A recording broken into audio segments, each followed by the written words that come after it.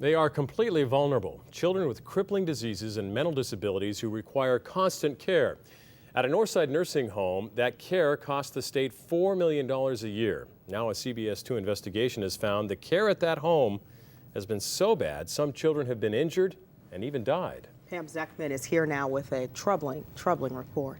David and Tracy, state health inspectors have repeatedly cited the nursing home over the last 3 years for failing to provide adequate nursing services to its patients. But our investigation found the state has failed to adequately investigate deaths of children at the home, deaths that may have been prevented. They can't move, eat, or breathe on their own. Mentally and physically disabled patients at Progressive Pediatric Rehab Institute, known as PRI. Now, in pending lawsuits, several families are charging PRI with negligence that led to the deaths of their children, Dylan, Brian, and Romero, all children on breathing tubes requiring respiratory care. I ache every day, wondering what happened to my baby and why.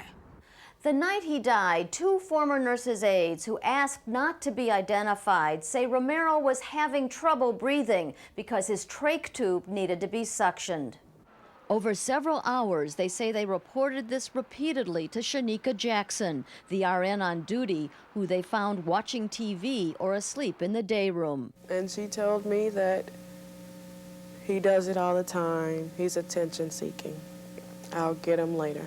In a sworn deposition, she says that when Romero stopped breathing, there was a thick wall of secretions in his trach tube, and staff couldn't find all the equipment needed to revive him. And he's left in there to gasp for air, minute after minute, hour after hour.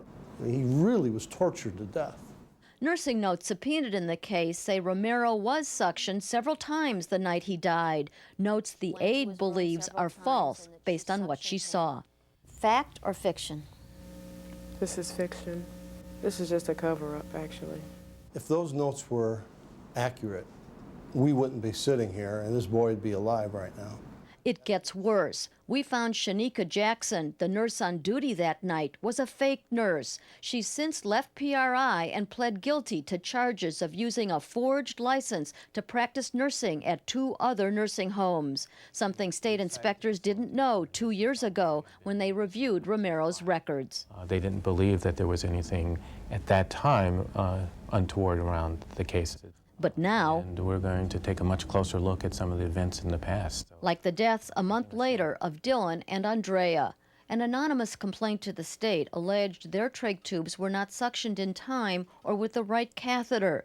Inspectors were unable to substantiate those charges. In Dylan's case, the state did cite PRI for failing to provide adequate nursing services, but said inspectors were unable to determine if those failures contributed to Dylan's death.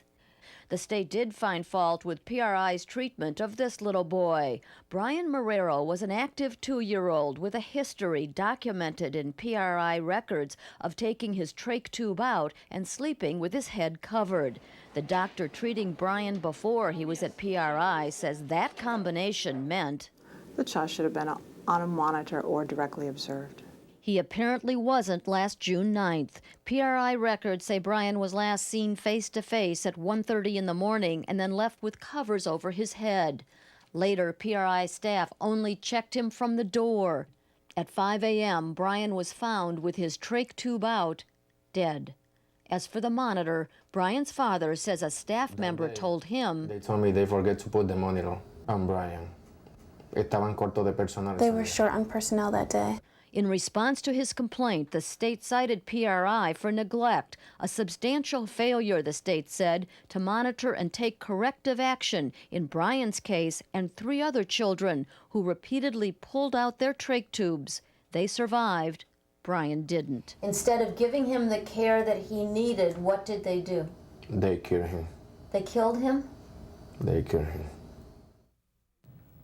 PRI has denied the charges in all 3 pending lawsuits. It is appealing the state's latest findings but is implementing corrections, including more staff training and better monitoring on trach cases. In a letter, PRI's attorney said that during the 2 weeks Chinika Jackson worked at PRI, no one knew she had used a forged nursing license. Chinika Jackson refused to talk to me. In his letter, PRI's attorney also said PRI is highly regarded by regulators. He said the owner spent millions upgrading, refurbishing, re-equipping, redesigning, and restaffing to provide the best nursing and nurturing environment. And patient census, he said, is kept at or less than 50% to assure staff could handle patient needs. Tomorrow night at 10, we'll show you what we found when we went undercover at PRI. Tracy and David? We'll see you tomorrow night, Pam. Thank you.